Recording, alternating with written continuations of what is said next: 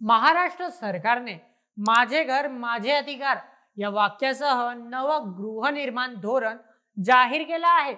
तब्बल 70,000 कोटींच्या गुंतवणुकीसह हे धोरण सामान्य माणसाला हक्काचं घर मिळवून देणार आहे। झोपडपट्टी पुनर्वसनापासून ते आधुनिक तंत्रज्ञानापर्यंत या धोरणात सगळं आहे। चला जाणून घेऊया या धोरणाचे सगळे रंग आणि मंत्रिमंडळाचे काही अजून महत्त्वाचे निर्णय आजच्या व्हिडिओमध्ये। नमस्कार प्रेक्षकांनो, मी नील सोनार आणि तुम्ही पाहत आहात बोल एमएच। महाराष्ट्र सरकारने मंगळवारी 20 मे 2025 रोजी मुख्यमंत्री देवेंद्र फडणवीस यांच्या अध्यक्षतेखालील मंत्रिमंडळ बैठकीत नव्या गृहनिर्माण धोरणाला मंजुरी दिली।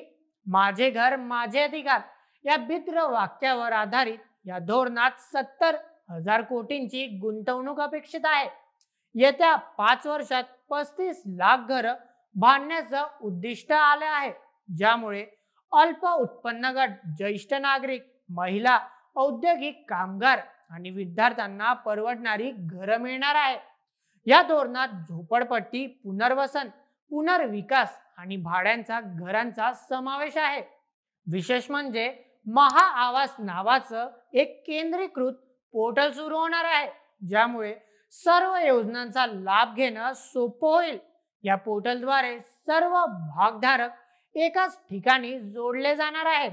तसेच महाआवास निधीचा आकार 20,000 कोटींपर्यंत वाढवण्याचा प्रस्ताव आहे।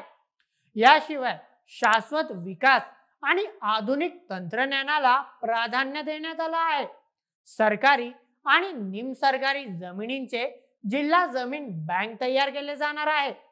यामुळे जमीन उपलब्धतेचा प्रश्न सुटणार आहे।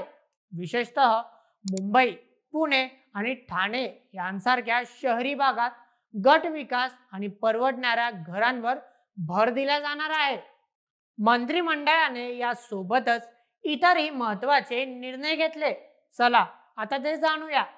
वाशिम जिल्ह्यातील करंजा येथे नवं सिव्हिल कोर्ट स्थापन होणार आहे। धुळे जिल्ह्यातील सुलवाडे जमफळ कानोली उपसा सिंचन योजनेसाठी सुधारित खर्चाला मंजुरी मिळाली आहे आणि मुंबईतील दियोनार येथे महानगर गॅस लिमिटेडला बायोमिथिनेशन आधारित बायोगॅस प्रकल्पासाठी जागा देण्याचा निर्णय सामील आहे।